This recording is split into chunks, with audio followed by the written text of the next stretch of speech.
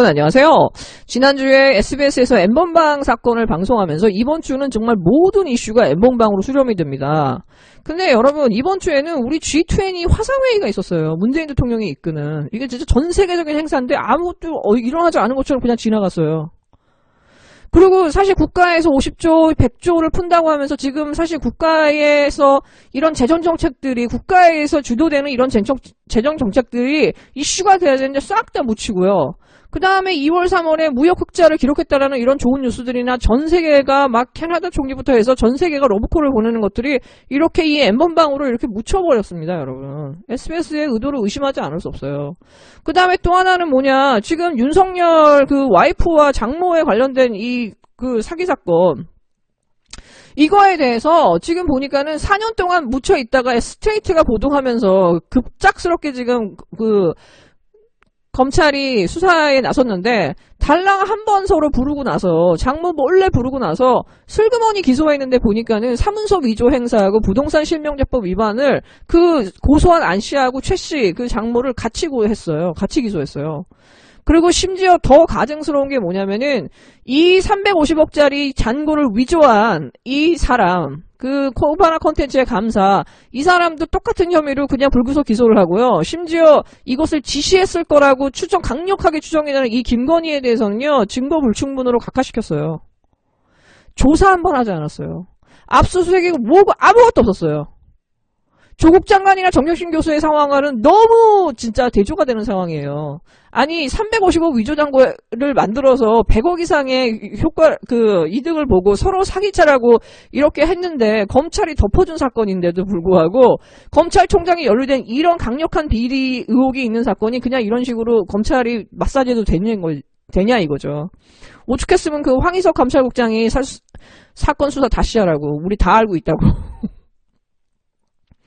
네, 여러분 어저께 최경영에게 이슈 오도독 보셨나요? 이 최강욱 비서관이 나와서 이 조국 수사부터 이 청와대 그 수사, 그 다음에 자기와 관련된 수사에 관련된 이 검찰 수사가 얼마만큼 사악하고 잘못됐는지를 1시간 동안 정말 수임없이 풀어줍니다. 진짜 거의 일타 강사의 그 강의를 듣는 것 같아요. 지난 몇 달간 그 어느 누구도 풀어주지 못한 의문을요, 명쾌하게 풀어줘요. 얼마나 검찰이 진짜 사악한지. 정말 이 방송을 보면서도 진짜 감탄을 한 게 뭐냐면은 이 최강욱 비서관이 내공이 어느 정도인가. 진짜 이 논리와 이 팩트를 가지고요. 진짜 그 윤석열의 가장 아픈 부분을 찔러요. 진짜 폐부를 찌릅니다. 아마 윤석열이나 그 패거리들이 봤으면요. 진짜 뒷목 잡고 쓰러질 정도로 너무나 명쾌했어요.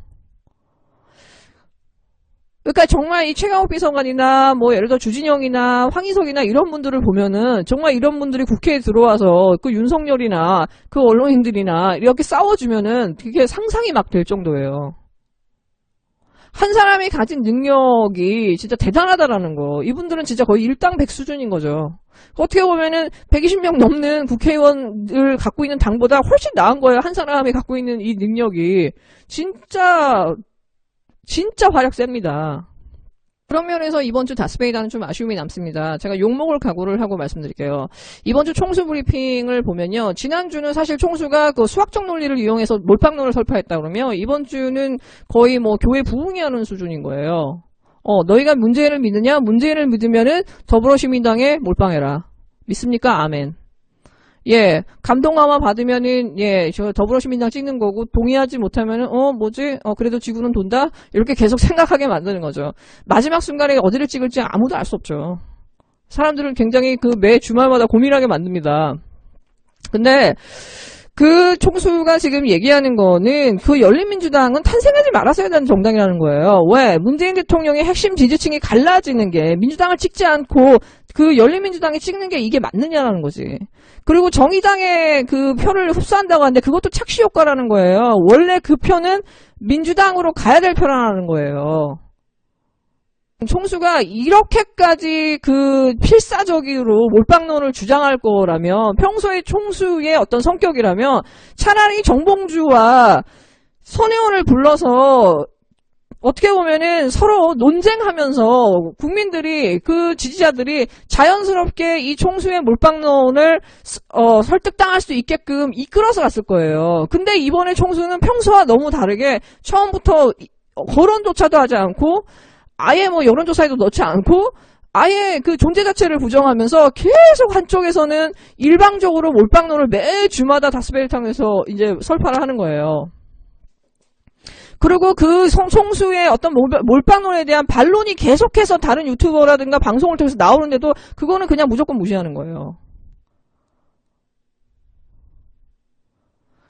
근데 여러분 2주 전을 생각해보세요. 민주당은 2주 전까지 아무것도 하고 있지 않았어요. 심지어 김혜영이나 이런 사람들은 절대 비례전당 못 만든다고 하고 있었어요. 그때 민주당이 뭐 했나요? 정의당한테 15석 16석 줄 테니까는 니네 무조건 들어와라. 우리 맨 뒤에 배치되겠다. 니네가 그것도 싫으면 우리는 비례를 다 내지 않겠다라고 했어요. 근데 지금 2주 정도 지나니까 완전히 상황이 바뀌었죠. 플랫폼 정당도 생겼고 열린민주당도 생겼어요. 그리고 이 두 당이 합쳤을 때 이 시너지만으로도 이미 미래한국당의 의석수가 16석 정도 줄어드는 효과가 발생했어요. 그럼 사실은 민주당은 원하는 거에 100% 이상을 달성한 거거든요. 너무 쉬운 방식으로. 손 안 대고 코푼격이에요. 근데 이제 와서는 그 빈그릇 정당이라고 했던 당이 8명의 비례 후보를 내고 그 다음에 그 후순위로 민주당이 배치를 한 다음에 너네가 몰빵을 하지 않으면 그 뒤에 있는 민주당 의원들이 명석이 돼 라고 지금 또 불안과 공포를 조장하고 있거든요. 근데 이거는 애초에 거짓말이에요. 왜냐하면 8명 중에 4명인가 5명은 민주당에는 오기로 했다면서. 예, 민주당이 25%에서 30% 정도만 얻으면은 거기에 대부분의 사람들은 이미 민주당으로 가는 거예요. 이미 민주당은 5-6석을 확보가 된 거예요. 근데도 그 뒤까지 17석까지 다 먹겠다라는 마음으로 지금 열린민주당을 밀어내고 전혀 없는 취급을 하잖아요. 지지율이 13.6%까지 나왔는데 어떻게 이런 게 가능하냐. 마치 지금 보면 김어준은 우리나라 대기업처럼 마치 거대한 공룡이 된 듯한 그런 느낌이에요. 그러고서 그냥 작은 어떤 상권을 밀어내는 그런 느낌이거든요. 저도 고민을 합니다. 왜냐면은 김어준 총수가 워낙에 훌륭한 사람이고 진짜 근 10년 동안 우리 민주진영이 어떻게 보면 리더였고 우리는 그의 팔로워였단 말이에요. 사실 그럼 왜 그럴까를 고민해봐요. 너무 다르니까. 근데 보니까 어느 정도 이해는 돼요. 그러니까 2012년이나 2017년 대선 총선을 통해서 사실 김어준 총수는 진짜 엄청난 그 괴력과 힘을 발휘하거든요. 대선 주자를 만들어내고 키워내고 국회의원들을 만들어내고 진보적 아젠다가 세팅되면 그 아젠다를 서포트할 수 있는 인재들을 막 길러내고 스타들을 키워냅니다. 그러니까는 그 김어준 총수라는 사람을 통해서 진짜 어떻게 보면 진보 진영이 엄청난 성장을 하고 그 한쪽으로 이렇게 뭐라고 하나요? 어떻게 보면은 폭발적으로 성장하는 분화구 역할을 해요. 그러니까 총수는 확실하게 진짜 살아있는 리더로서의 그 역할을 해왔던 거죠. 그런데 이제 그러다 보니까는 모든 것은 김어준이라고 하는 이 총수의 통제 안에서 다 움직이는 거예요. 민주당도 마찬가지고 소위 새로운 인재들도 마찬가지고 스피커들도 다 통제 안에 있는 거죠. 하나의 우산 안에. 근데 이번에 생긴 이 열린민주당은 그냥 전혀 갑툭튀처럼 나온 거야. 그러니까 총수가 통제할 수 있는 범위 내에 있는 정당이 아닌 거예요. 그렇게 되면 사실 총수가 다음에 총선이라든가 대선을 이끌어가는 지금까지 이끌어왔던 이 방식에서 그러니까 너무 큰 어떤 누수가 생기는 거죠. 그런 부분에서 저는 총수가 어떤 두려움을 느끼지 않았을까라는 생각이 들어요. 어떻게 보면 이제 총수도 그냥 어떻게 보면 이 진영의 큰 산이 됐지만 나쁘게 말하면 기득권이 돼버린 거죠. 아이폰이 엄청난 팬덤이 있었잖아요. 근데 점점 삼성 갤럭시한테 시장이 밀리거든요. 근데 아이폰은 진짜 간지나는 디자인에 음악에 사진에 아주 좋은 아이폰들이 많았죠. 그러니까 진짜 열광을 합니다. 근데 삼성이 시장이 처음 나왔을 때 그냥 무시해요. 근데 시간이 지나면서 삼성 갤럭시도 계속 인기를 얻고 어느 정도의 팬덤이 생기면서 이 전 세계 시장에서 삼성이 차지하는 비중이 점점 커지는 거죠. 근데 보니까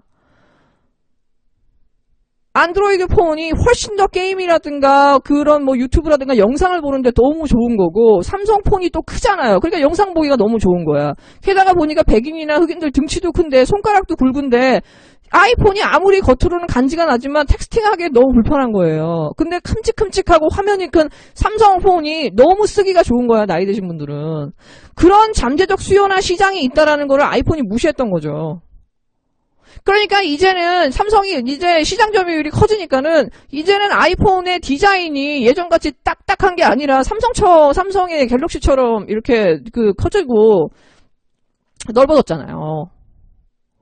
그러니까 김어준 총수도 진짜 엄청난 팬덤과 능력을 갖고 있고, 김어준 총수나 윤수민 장관이 그 위대하다고 느끼는 건 뭐냐면 이 사람들은 시대와 함께 늘 업그레이드가 스스로 돼요. 그렇기 때문에 정말 변함없는 팔로워들을 몰고 다닙니다. 예, 끊임없이 업그레이드가 되는 사람들이에요, 스스로. 근데 갑자기 어떤 소프트웨어가 톡 하나 튀어나온 거예요. 처음에는 무시했어. 근데 보니까는 이 소프트웨어가 갑자기 진짜 호떡집에 불난 듯이 인기가 나고 진짜 갑자기 막 사람들이 막 몰려드는 거예요. 그 상황에서 제 생각에는 김어준 총수가 약간 실족을 한 게 아닌가 싶어요. 이미 이 소프트웨어는 그 시장을 통해서 잠재 수요의 그 엄청난 열광적인 그 호응을 통해서 이게 얼마만큼 효용적인 소프트웨어인지가 이미 증명이 돼버린 거예요, 시장에서. 그러면은 이 존재 자체를 아예 성장하지 못하도록 내가 그 거대한 어떤 공룡의 힘으로 막을 것이냐. 저는 만약에 총수가 이 선택을 한다고 한다면은 저는 이번 총선을 이후로 그 김어준 총수의 그 영향력은 상당히 줄어들 거라고 생각해요. 그렇기 때문에 제가 걱정하는 부분은 바로 이 파트예요. 김어준 총수는 여전히 다음 대선까지도 계속 우리 진영의 리더로 남아야 되는 사람이고 수많은 팔로워를 거느려야 되는 사람이에요.